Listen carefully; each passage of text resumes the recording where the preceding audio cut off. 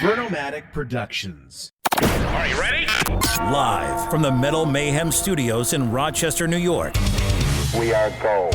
We are gold. And heard around the world by metalheads just like you. This is Metal Mayhem ROC. Heavy metal music. Your weekly dose of metal music, interviews, album reviews, news, and more. Want to be part of the show? Send us a message through our website, metalmayhemroc.com, or hit us up on Facebook and Twitter. Search Metal Mayhem ROC, a proud member of the Pantheon podcast team. It's getting nice and heavy. Now, welcome our hosts, John the Vernomatic Verno, and direct from New Jersey, Metal Walt.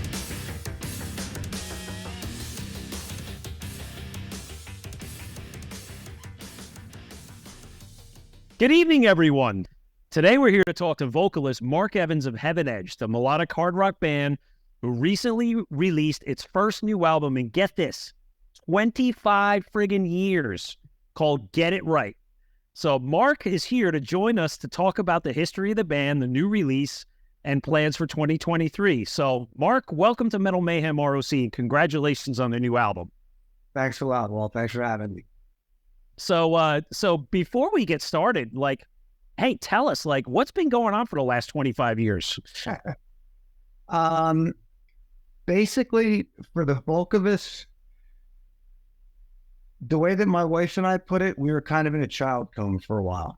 That's all you could focus on was the kids, raising the kids, and taking care of them. So a good portion of it was taken care of with that, eating up with that. And but now, all these years later, most of our kids are grown, and we decided to get back, and I think also that situation, I think, is the same for a lot of fans that are our age and a little bit younger. The kids are getting older, you have a little bit more time, and I think the timing just worked out great for us and any other band like us.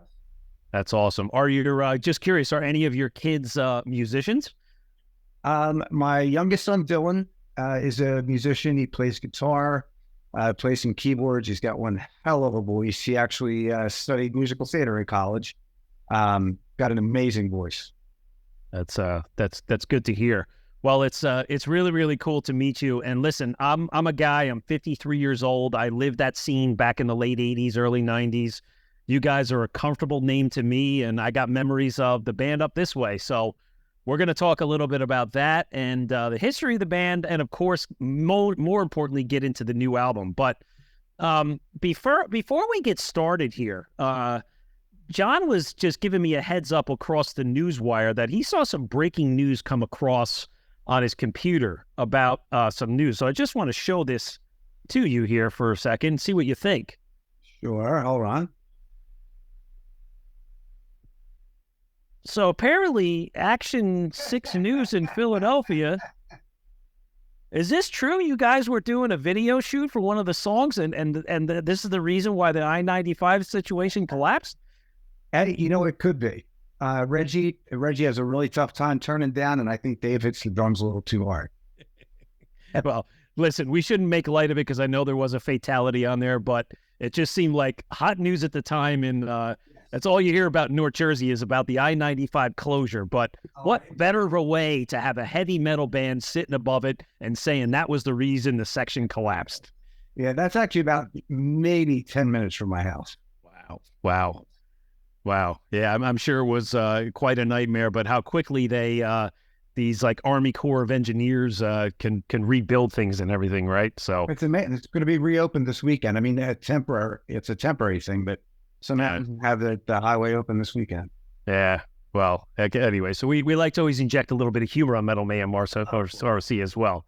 So, hey, getting back to, let's say, the resurgence of the band, and it really is like a feel-good story, I like to say. And so talk a little bit about, because I read something that says, during the pandemic, Frontiers Records, who, we're pretty close with some of the press agents there, reached out to you guys, or Reggie specifically, who is a school teacher, and kind of just got in touch with you and said, hey, we'd love to get you guys back on the radar. Is that the story? How did it go? How did you guys reconnect all these years later? Well, the band, Reggie and I always stayed connected. and through all those years. And, you know, at different times, different guys in the band, we, you know, see each other and all, but Reggie and I always stayed in touch. And we would continue writing, and, you know, just for the fun of it, not for any, I mean, 10, 11 years ago, we weren't even together. And we were offered to do a festival over in England back in 2012 to play in 2013, I believe it was. And we hadn't played in like 20 years. So we got together and it just kind of clicked again. The magic that we had, the chemistry we had, all clicked. So we decided to move forward with that and do one local show here in Philly. And everything just started to snowball after that. We really didn't expect anything more than that. And then we started getting the invites for M3, for the Monsters of Rock cruise and the Melodic Rock Festival and, you know, and different shows. And then out of that, Frontiers contacted us. I don't remember if they had contacted Reggie, because Reggie, he is a teacher. He's a music teacher. He's a phenomenal music, very successful, and he's very good at it.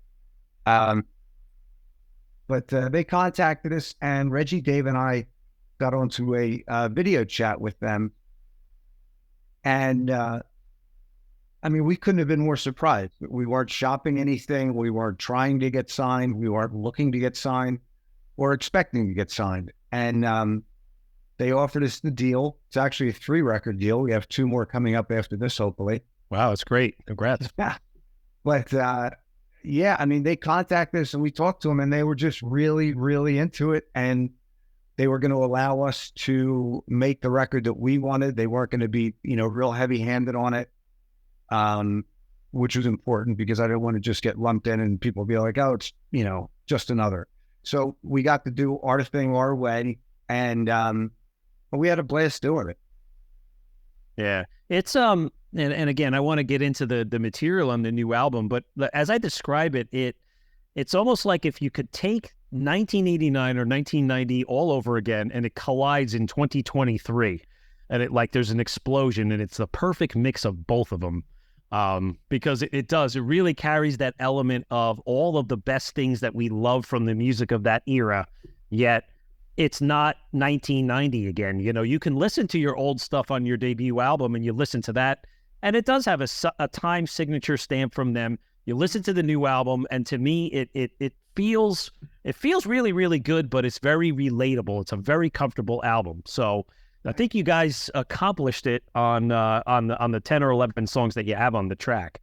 But hey, you know what? I think it's important, though, for our listeners that you hear the backstory of Heaven's Edge, right? Because, you know, it really is, like I said, a feel-good story. I mean, you guys, you know, kind of came out of the scene of the late 80s, although maybe you were just a little bit late on it. But talk about the formation of the band, right? You guys were signed to Columbia, and then you got into the studio, and tell us what happened at that point. There were some highs, some lows. What's the story of Heaven's Edge? Well, the timing thing of it for when the album came out, we actually delayed that because right about the time that we got signed, we were doing a show in Philly at the Empire Rock Club, and our bass player, George, was leaving the club at the end of the night, and some asshole was out in the parking lot that was pissed off because I think he got thrown out earlier or something, and he decided he wanted to shoot out the front doors of the club with a shotgun. Unfortunately, he did it right as George was opening the door, and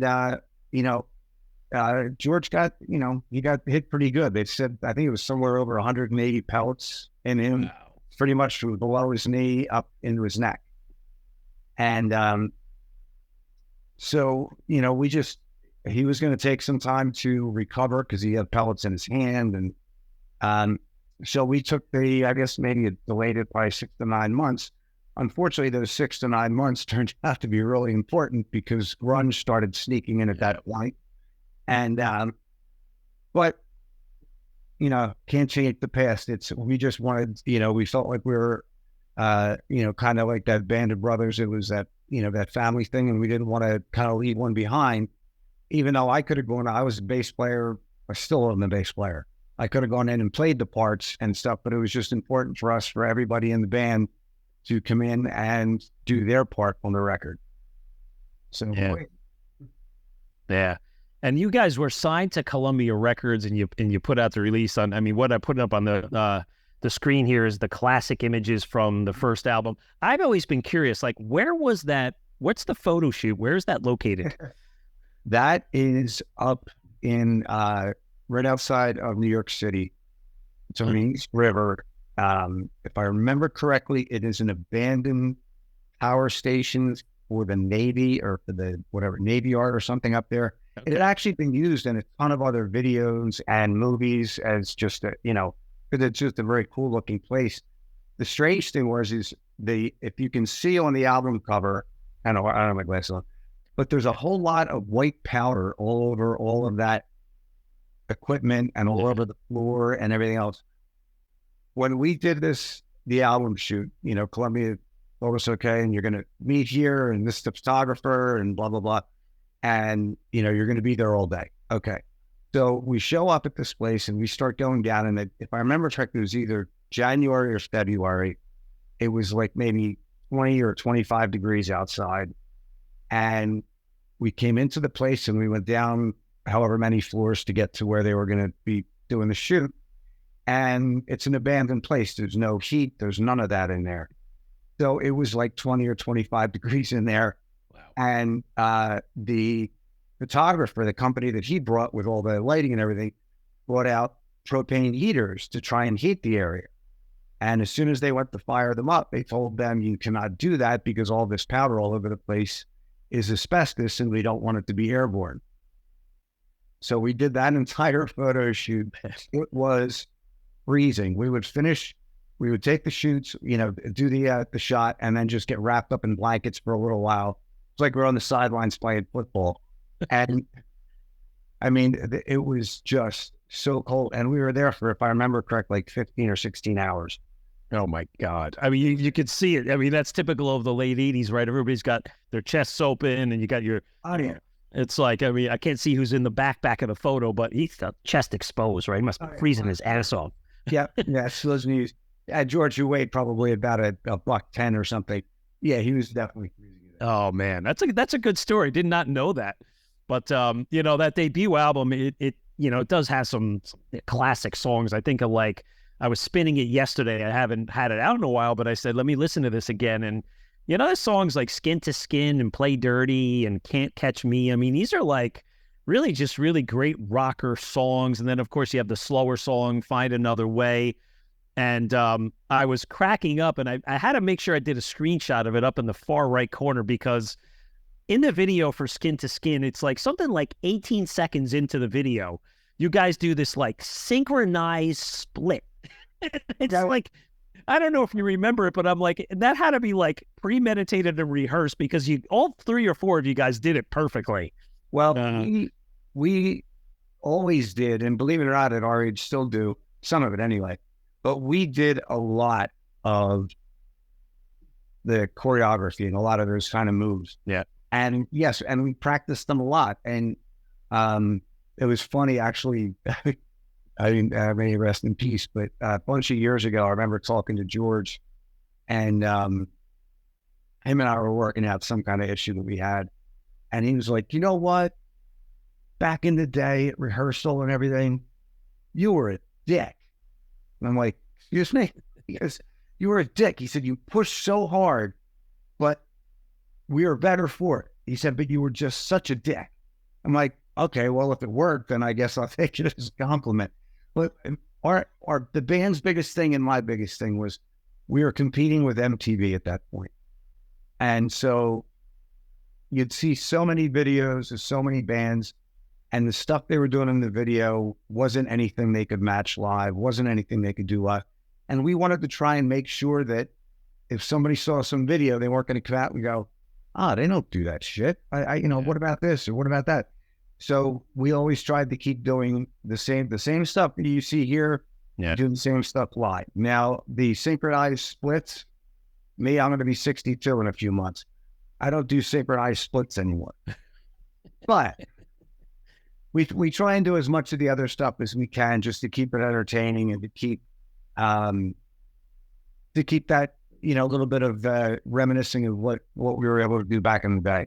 And that same type of show. Absolutely. And, you know, listen, staying in shape and looking good up there, right? I mean, you know, we all know there's certain bands that as you get older, there's some that look great and others that you're like, wow, what happened there? But it's obvious you guys have kept in good condition.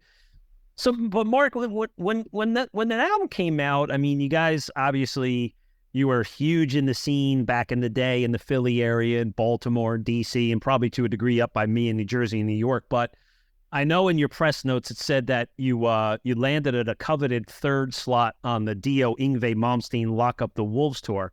I saw that twice in New York City, and it kind of sucks because I'm thinking about it. I think it was, I can't remember who the third band was, Coldplay or something like that. I don't remember who it was, but it definitely wasn't you guys. But did you guys do a good portion of that tour? No. We were, unfortunately, I think we would have ended up doing the tour, but right at the time that was being put together was at the same time that Donnie Ienner, the president of Columbia Records, had signed Alice in Chains. And so a good portion of our funding got pulled very quickly. Things were going great for us. I mean, Skin to Skin was doing well on MTV. We were Finding Another Way was doing great on the radio. And we were in the midst of filming the video for that. But right at around that time, everything just kind of got pulled. So, I mean, unfortunately, we didn't get to do the full tour. But fortunately with that, we did get to play at the Philadelphia Spectrum, which is the hometown arena that all of us grew up going to, that all of us dreamt about someday, maybe if we're lucky and, you know, we'll get to play here. Well, we actually did get to play there. So that was amazing.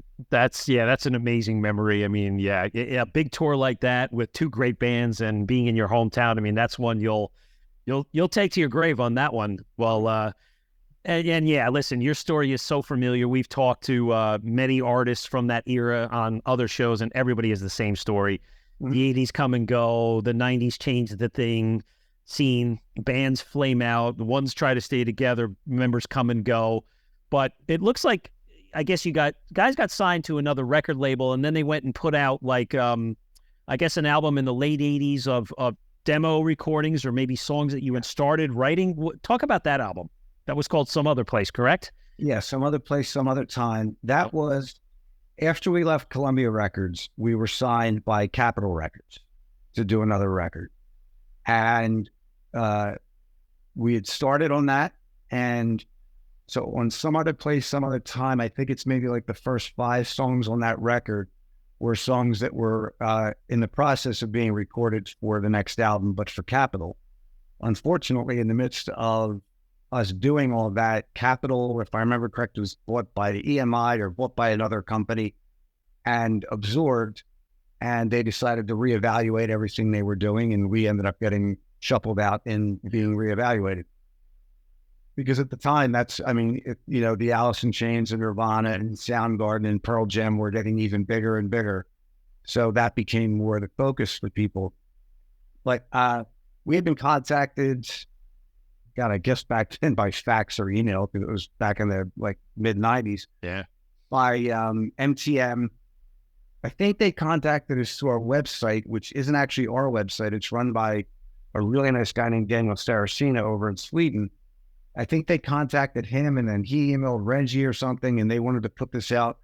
So we put together the songs that we had done for Capitol, and then a whole bunch of demos that we had recorded after that, trying to see, if we had a shot at anything else happening. So we were able to kind of compile a bunch of that. Some of it is stuff that I'm really fond of and really proud of. I wish the recording sounded a little better. He's something that I listen to now and just go, what the fuck were you saying when you wrote that?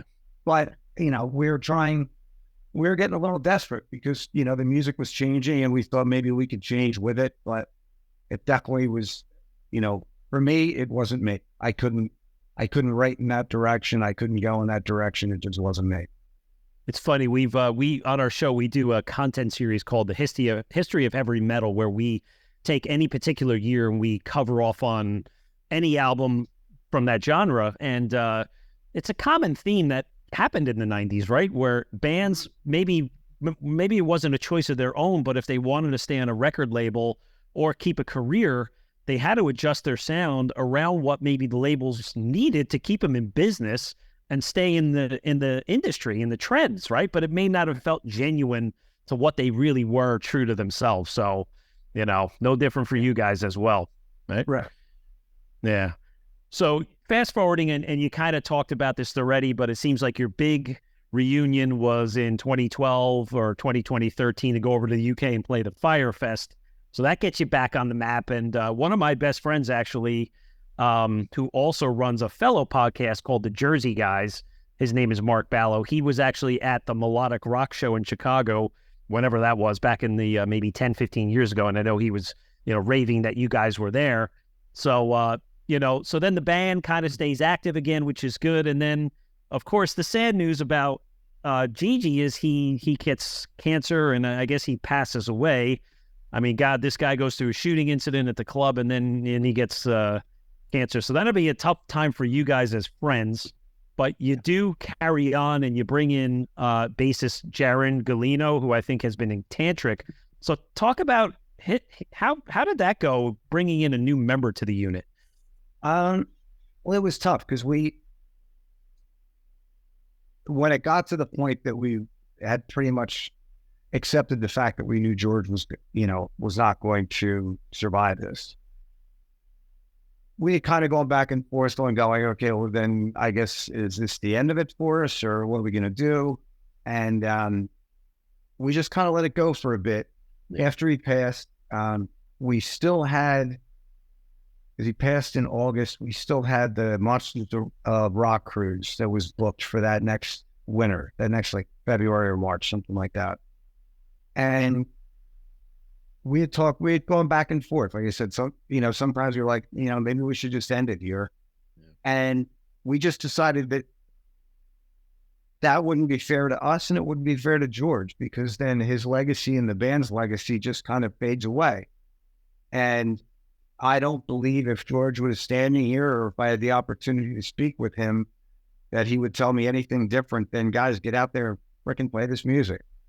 But then selecting a new bass player was tough, because George, if you had ever seen George on stage, he just was like the ever-ready bunny. He just didn't stop. He was a phenomenal entertainer and musician, and we needed somebody that could somehow either match that or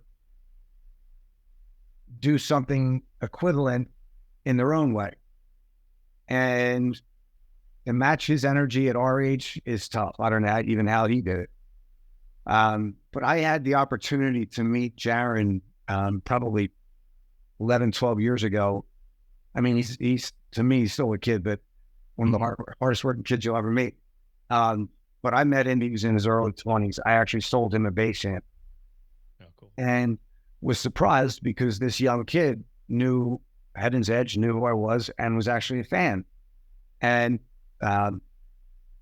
so I looked him up on Facebook, and, I see him here and there going out to see him when he was with Mach 22, and I think it was a band called Juliet's Vice for them.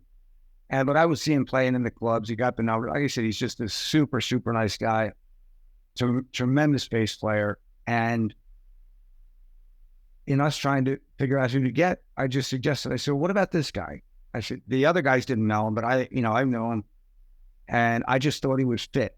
And so I sent them a short video clip of him playing with Tantric. And they were like, wow, looks great. Is he into it? And I said, I don't know. I'll have to get a hold of him. So I called him up. And he was like, well, Mark, I'm on the road with Tantric right now, but I'll do whatever I have to. And he came in and rehearsed with us a few times before the cruise. We went out and did the cruise, and it just clicked. Him and Dave clicked together, and he clicked with the band. His energy, I think helped kind of boost ours a bit. And it's been great. And now for Jaron, he's out, he's with us now. He's also now the full-time bass player at Lynch Mob. Okay. Yeah, he did the bass tracks on the new album, Blab, coming out, I guess, sometime later this year. But he is also still with us. So once we got there and got onto the cruise and did the shows and saw the response from people, and we knew we had done the right thing by getting back out there again. That's really, really good. I'm glad to hear that. That's, again, another really nice silver lining on some of the tougher parts of the band's history. But I'm really glad you made that decision to move him ahead and that he's a part of the unit go forward. So, yeah, great recap, Mark, on the history of the band. But now we want to really get into the most important part of the segment here, which is around the new album. So, again, as I said at the top of the show, I've spun this a million times. It's solid. It's solid, man. You guys have done a good job with the songwriting, the music, the lyrics. It's a fun album. It's just a good one to just listen to over and over.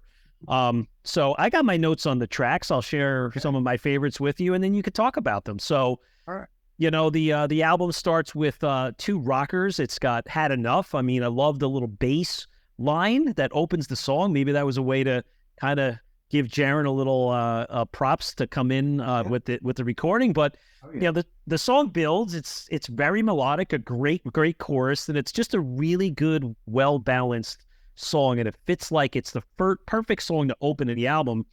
And then it goes into Gone, Gone, Gone, which has a totally killer lead riff, and it kind of sets the mood. And then I love that great bridge leading into the really, really strong chorus. So perfect placement of the songs to start the album. So talk about those two songs. Had Enough was a song that Reggie and I had been working on for a while, and we loved the music to it. We loved the chorus to it, but some of the stuff that was in the verses I wasn't thrilled with. And Dave, our drummer, had introduced us to a guy by the name of Jacob Bunton, who used to be the singer in Adler's Appetite. He had his own band, Lynam, for a bunch of years, but he's now a very successful songwriter and producer. And so we hooked up with him on a few of the songs on the record, and Had Enough was one that we were like, we know that this song, there's something here, but it's missing something. And we sent it to Jacob, and he was like, oh, well, what about doing this? And so, he added some stuff to it, and it just fit. The chemistry with him was great. He understood the band, and we just wanted it to be a song that had an attitude and an edge, considering what everybody has been going through for the past few years with COVID, all the other BS that's going on in the world, that, just saying, hey, man, had enough. I just, we're rock and roll. I've had enough of the rest of it. What about Gone, Gone, Gone? What's your impression of that song? Gone, Gone, Gone is actually, that's a song both Reggie and I said as we were partway through finishing the song in pre-production with the band, because Reggie and I had written stuff, and then, we give the tapes to the guys in the band, they learned them, and then we get together and everybody puts their own little, taste on it. But it was a song Reggie and I also really liked it, but we weren't sure. And then, that was us listening to the demo version with the drum machine and, all that stuff. When the band started playing it, it just clicked. We were like, oh, holy crap, this works this way. Like, just having the band play it live made all the difference in the world. The song itself is just about kind of like missed opportunities. You know what I mean? Take your chance before it's gone. And, learn from our lessons. Take the chance before it's gone. But, it was a song that really surprised us. We were so thrilled with the way it came out, because when the demo, we were a little unsure, but just the magic of putting those guys in the same room and having everybody play it live just made it click. Wow. It is a good one. Well, it's, to me, the next three songs, at least for my liking, like, this is where the spotlight comes in on the album altogether. I don't know if other people have told you the same thing, but, Nothing Left But Goodbye. I mean, this is one of those songs where, like, you listen to it and I'm like, my God, I love the music that I grew up with. And here it is, new music, a new song put out in 2023, and it has all the right elements of it. It's like that, just tinkering the acoustic stuff in the beginning, and It's just a really good, fun song that spreads its wings, So talk a little bit about that one. That song's funny. I had that opening, the acoustic guitar riff. I'd had that in my head for a while, and one time I think we might have just been together rehearsing, and I said, Reg, I got this idea, and I played him just the acoustic riff, and he's like, I definitely hear something, and so he recorded the little piece of acoustic thing that I had played, and then he went and put music together over the song, and then sent it back to me, and I was just blown away, because to me, I always loved when the bands back in the day would just kind of give that little nod to the fact that all this music, even though people were thinking glam and hair metal and blah blah, it still all comes from blues. Yeah. And so to have a little bit of that that bluesy feel in the song, even once the song kicks in, that that slide rhythm guitar playing, which some people are like, oh, sounds like Cinderella. I'm like, yeah, it sounds like Cinderella. It sounds like a whole bunch of other from around here. And I guess it must be a Philly, South Jersey thing. I don't know. But it was, like you said, it was just a fun song. And I just loved the bounce to the song, the rhythm to the song. And that, like I said, another one that we were really, really thrilled with the way it came out. Haven't played that one live yet. I cannot wait to get that. Yeah. Fun. I think that one needs to be played live for sure. But, the next two songs, What Could Have Been, and then When the Lights Go Down, I see here that What Could Have Been, you did a video for this one. This one is man, this is just it amps right to your heart. It's just flooded with melody.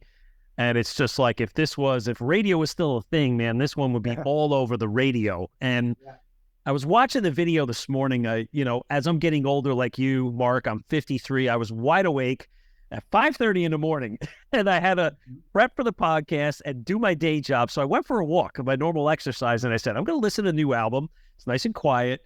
And I watched the video. And one of the things that was really touching is around mid-song, you guys had a photo of George placed. It looked like on a desk or a piano. It really was a nice touch to it. But talk about the video. Where was that shot? We shot that we did a show back in early February, I think it was, at a place here in Philly called the Brooklyn Bowl. East. And we had set up, we knew we wanted to do the video there, so we had everything set with the crew coming out and all. And actually the picture that you see of George is something that's on the drum riser, actually. It was on the drum riser during the show. Along with a guy named Tim O'Connell, who was back in the day was our drum tech, who unfortunately passed away a bunch of years ago, and another person next to that, AP Lacquetera, who was one of our best friends in the world, who unfortunately also passed away. So we keep them up there to remember them.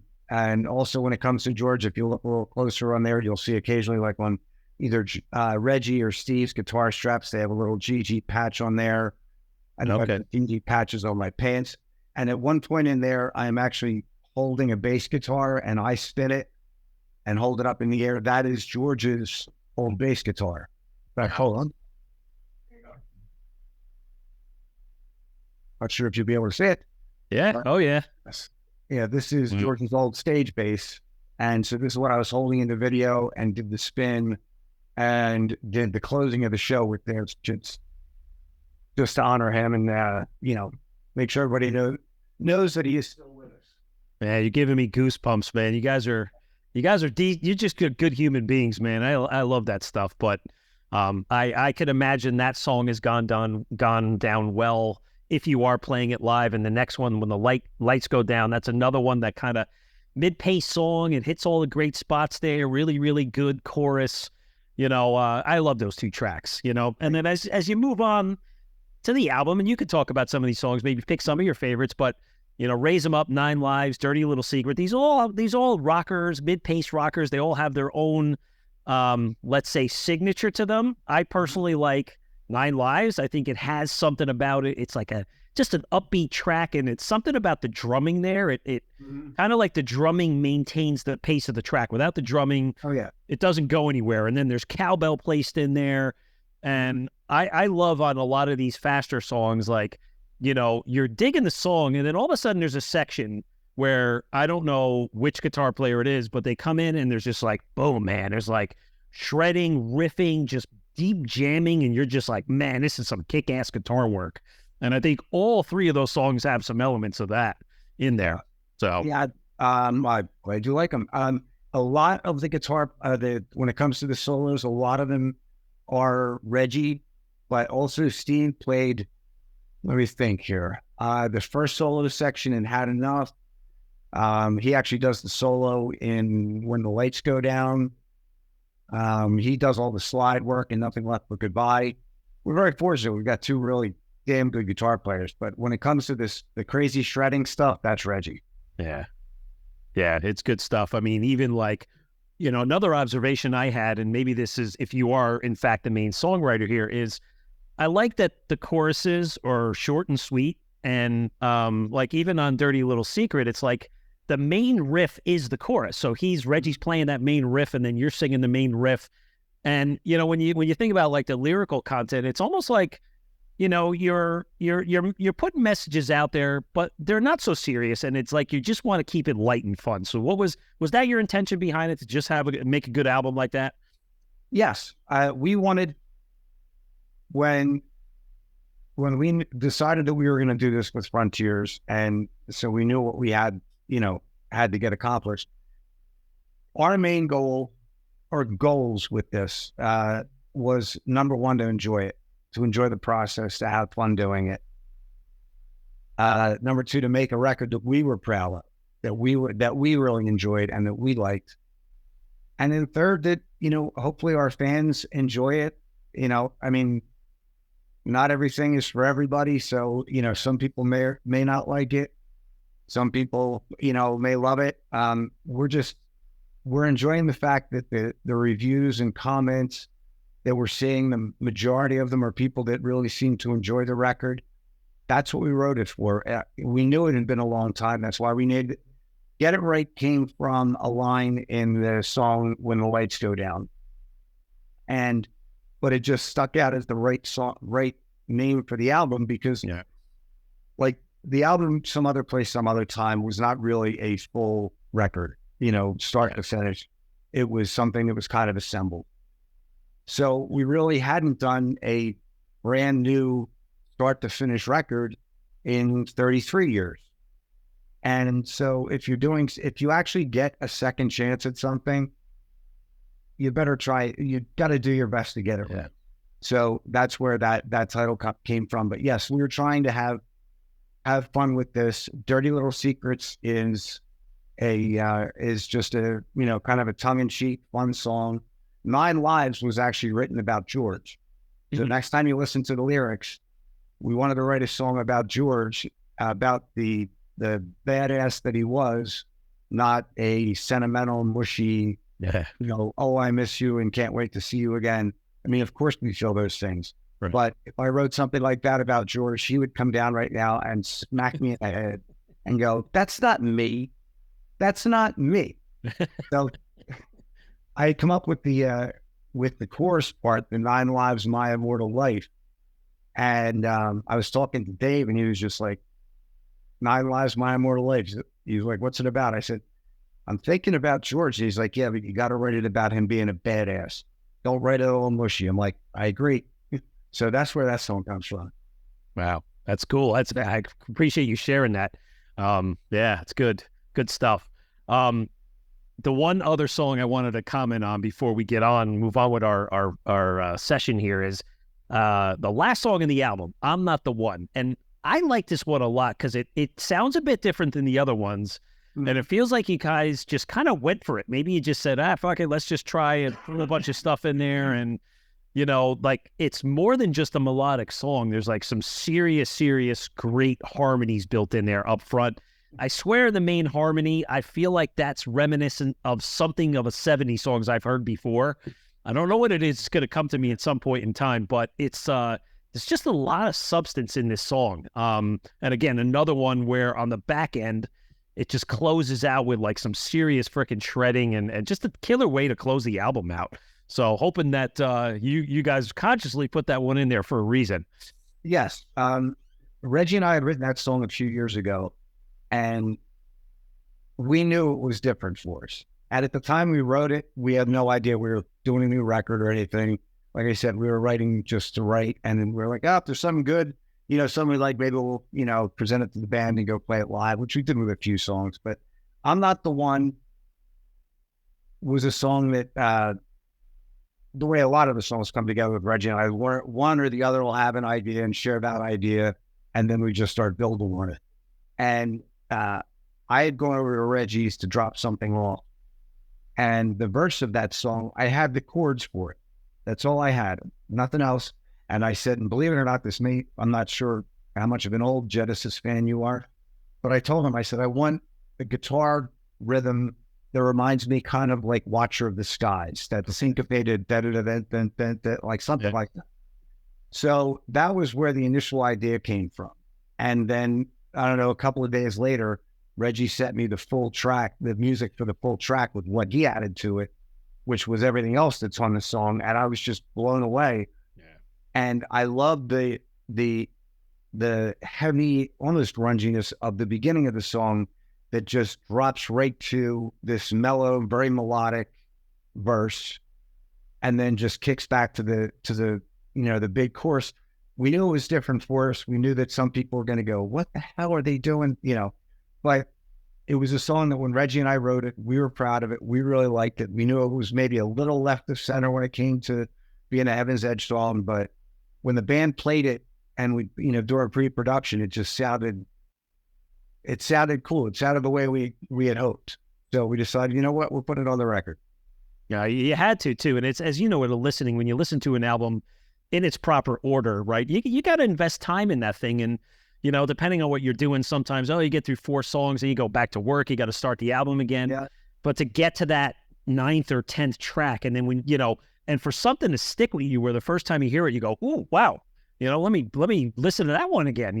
That one, you definitely accomplished that. So thank you. Listen, 10 great songs on the album. I know the album's out now for any of the listeners. Go buy it. You will definitely love it. Mark, talk about the album cover. It's up on the screen. I mean, it's a classic vintage look, but what's going on here? Did you practice that 150 times?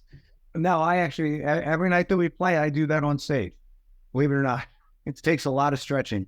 But actually, the album cover was Dave's idea.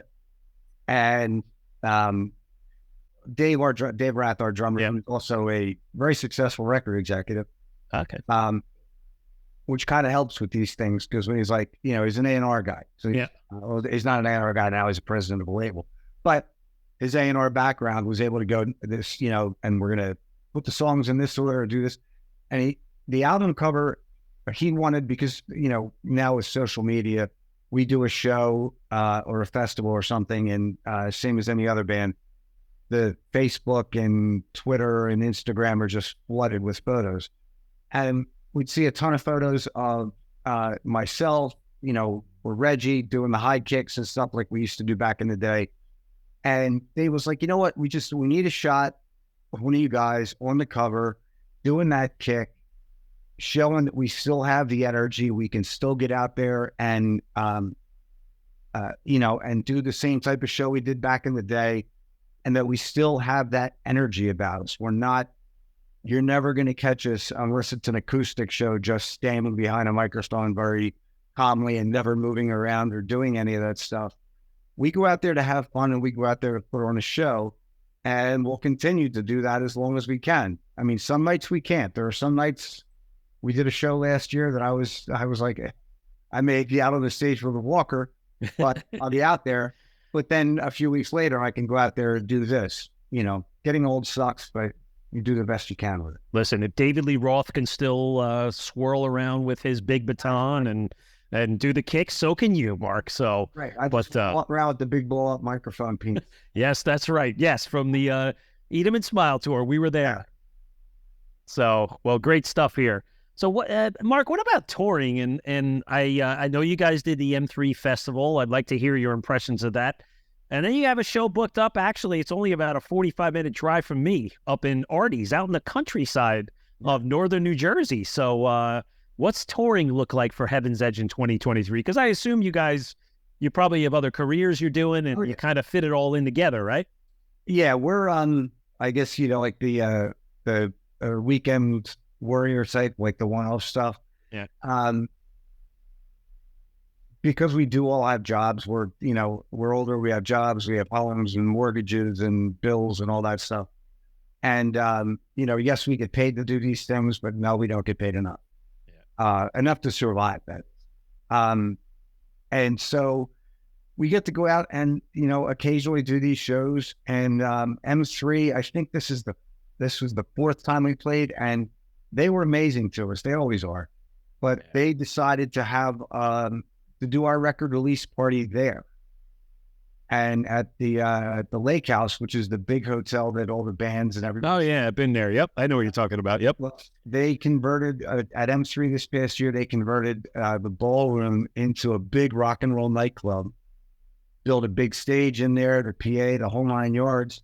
And when Saturday night finished up, 6 finished up, about a half an hour after that, everybody was back at the hotel, and we did a set back at the hotel.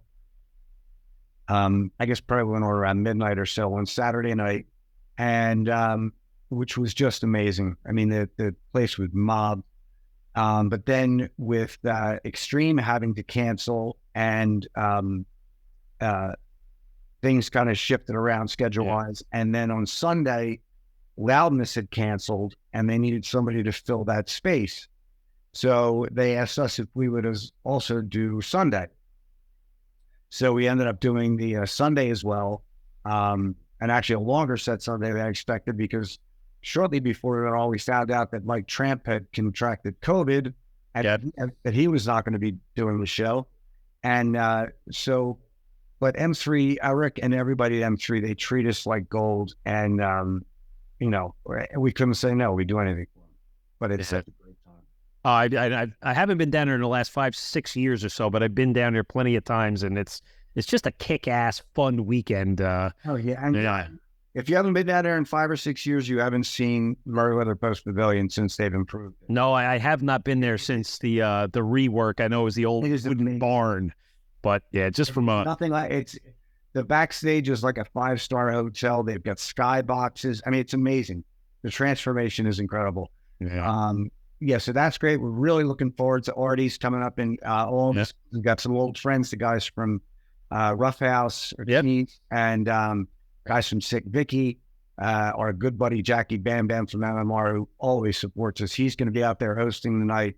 So that night is definitely going to feel like you're back in the 80s, like, going to a show at the Empire or the Galaxy or something. Yeah.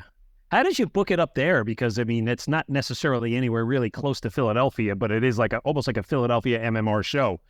Yeah. Just the promoter had contacted me about it to see if they're interested. And like I said, a chance to play with Rough House again after Sick Vicky, couldn't pass it up. And I've heard great things about it. It's supposed to be a great outdoor venue. So. Oh yeah, I was going to say that. So you guys are playing the outdoor stage? Yeah. It's really cool. I will tell you, it's out in the countryside, like farmlands all around it, and it's got a little club inside, and then they have a little backyard, and a nice stage there, and a bar back there. Usually the weather's real good. Little parking lot back there. The bands can mingle with the fans. It's a good time. I hope to have that weekend free and maybe get up and say hi to you in person. So that would be totally cool. Absolutely. That'd be great. But so, hey, Mark, before we let you go, I wanted to go back in history a little bit. And I know you've alluded to it early on and up front, but I think it's important to hear it from somebody that was in the scene back in the day. But listen, I'm a New Jersey, New York guy. We had our own scene up here, but you had like Bon Jovi was obviously influential on the upbringing of Cinderella themselves, Brittany Fox, you guys.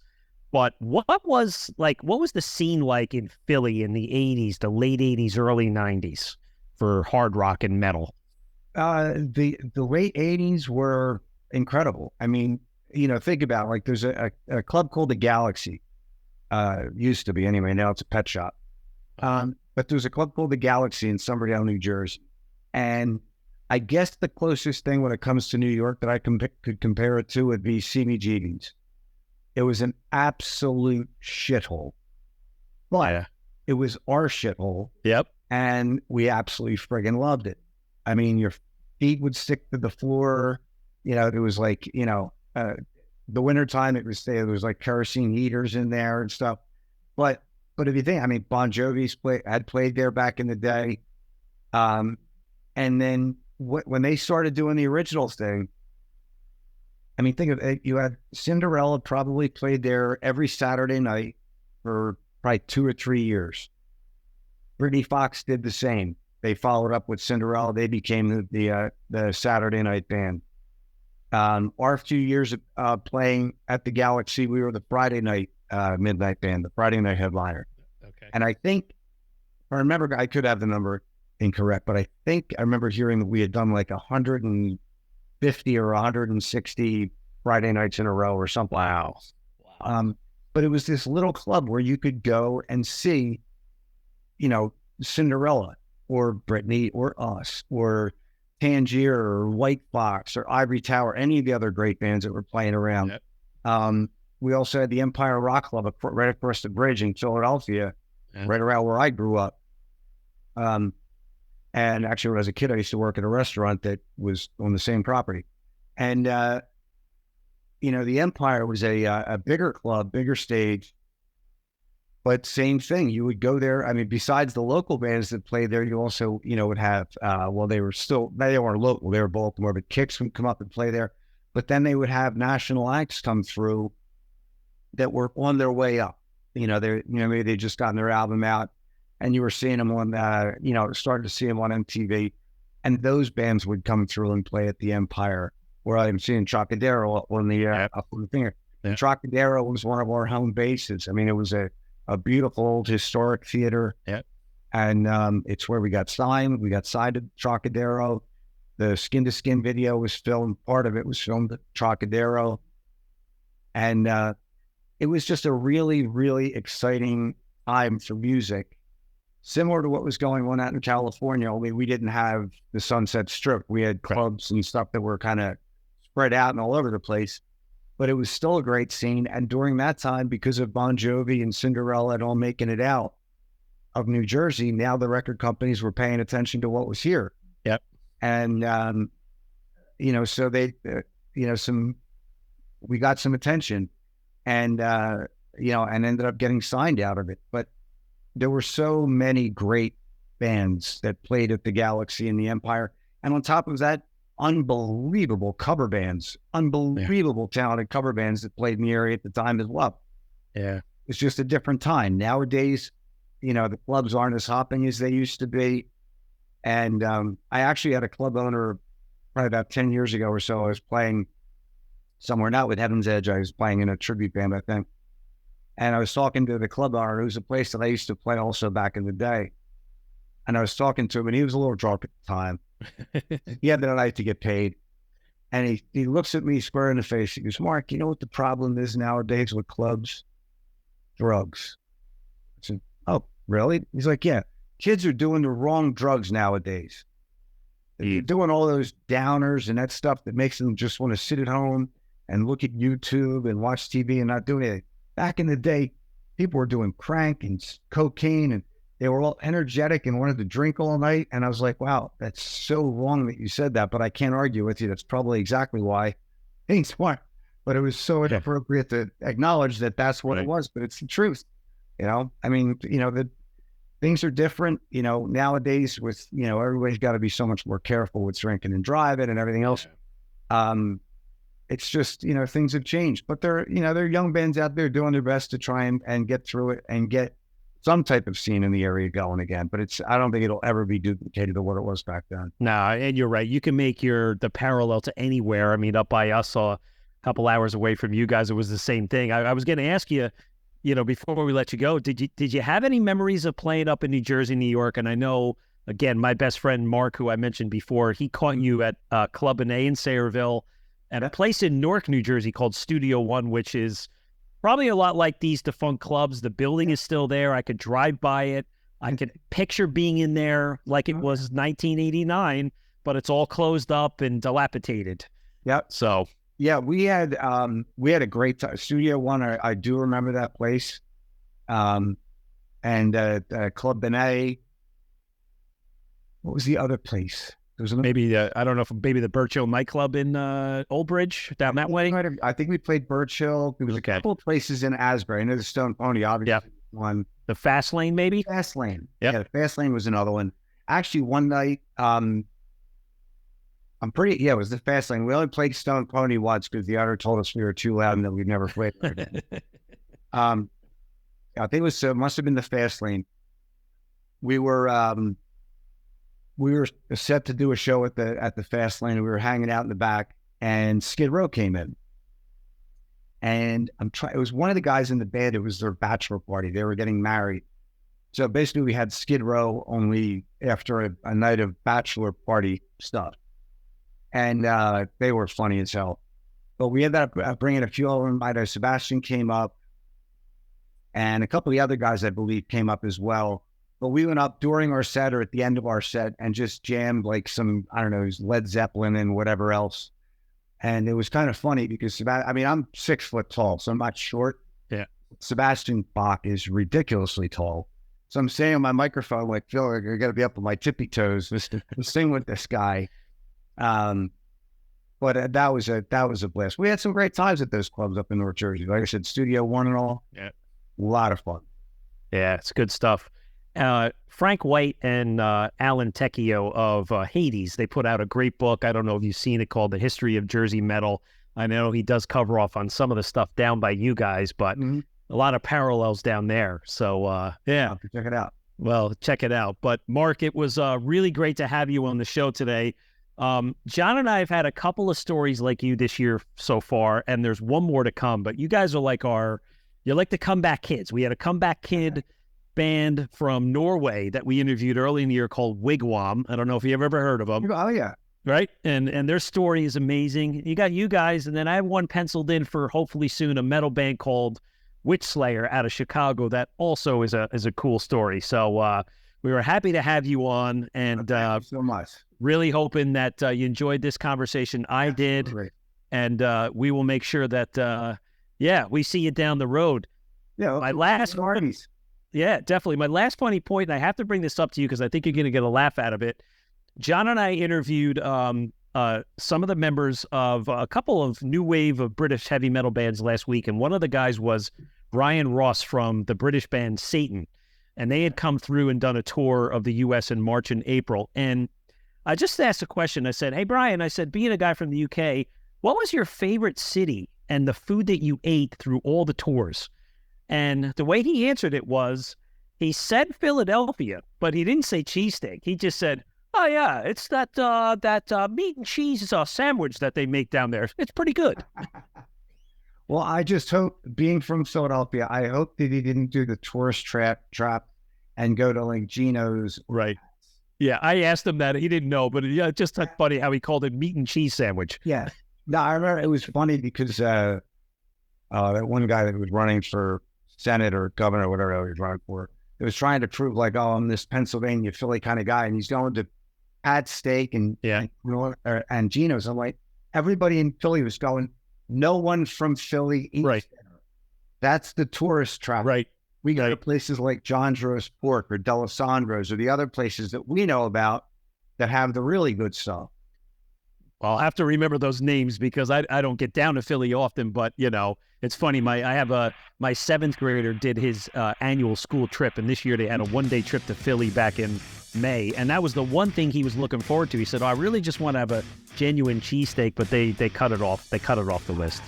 They cut it off the list. He even got to run up the stairs. He was disappointed the Rocky statue wasn't there, but hey, whatever. He still had a good time in the city.